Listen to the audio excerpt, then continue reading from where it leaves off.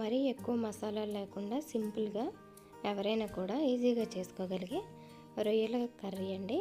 ఈ curry recipe ఎలా చేయాలో ఈ వీడియోలో చూసేద్దాం. ముందుగా రొయ్యలు తీసుకొని దీనిలోకి ఉప్పు, పసుపు, నిమ్మరసం కలుపుకొని క్లీన్ చేసి పెట్టుకోవాలి.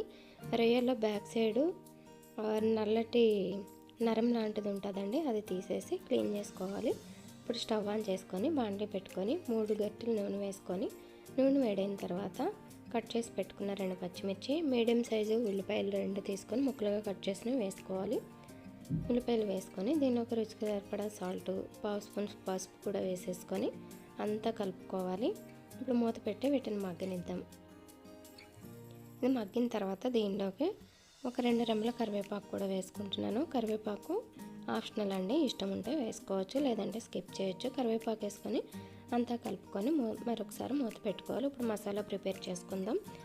1/2 ఇంచు చెక్క, 3 లవంగాలు, 2 యాలకులు, 1 స్పూను ధనియాలు, 1/2 స్పూను జీలకర్ర వేసుకొని దీనిలోకి బాగా పండిన టమాటాలు 2 తీసుకొని ముక్కలుగా కట్ చేసి దీన్ని పేస్ట్ లాగా రెడీ చేసుకొని పక్కన పెట్టేసుకోవాలి. ఇప్పుడు ఉల్లిపాయ ముక్కలు ఎంతవరకు వేగనియో చూద్దాం.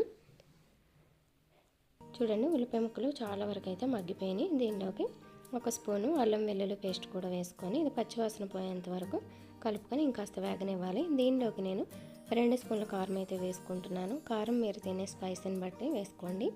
కారం వేసుకొని అంతా కలుపుకొని కారం వాసన పోయేంత వరకు ఈ విధంగా వేయించుకోవాలి. వేయించుకున్న తర్వాత ముందుగా రెడీ చేసి పెట్టుకున్న మసాలా పేస్ట్ కూడా వేసేసుకొని దీన్ని కూడా చక్కగా మగ్గనివ్వాలి. చూడండి, మసాలా పేస్ట్లో ఉన్న నీరంతా ఇంకిపోయి చక్కగా నూనె అనేది పైకి తేలాలండి. అప్పుడు దీనిలోకి క్లీన్ చేసి పెట్టుకున్న రొయ్యలు ఉన్నాయి కదా, వాటిని కూడా వేసేసుకొని ఈ మసాలా మొత్తం రొయ్యలకు పట్టేటట్టుగా అంతా కలుపుకొని మూత పెట్టుకొని రొయ్యల్లో నుండి నీరు బయటకు వస్తుందండి. ఆ నీరంతా కూడా ఎగిరిపోవాలి. ఆ నీరంతా ఎగిరిపోయేంత వరకు మగ్గించుకోవాలి ఈ విధంగా కలుపుకుంటూ.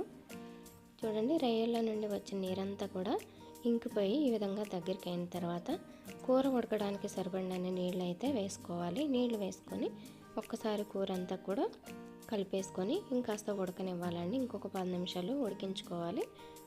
చూడండి, ఈ విధంగా ఉడికి నూనె అనేది పైకి తేలాలండి.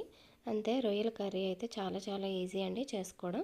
దీనిలోకి ఫైనల్గా కొత్తిమీర కూడా చల్లుకొని అంతా కలుపుకొని 2 to 3 మినిట్స్ అయితే మగ్గించుకోవాలి. ఈ విధంగా మగ్గడం వల్ల కొత్తిమీర ఫ్లేవర్ అనేది కూరకు చక్కగా పడుతుంది. తినడానికి కూడా టేస్ట్ చాలా బాగుంటుంది. చూసారా, చాలా సింపుల్ రెసిపీ కదా.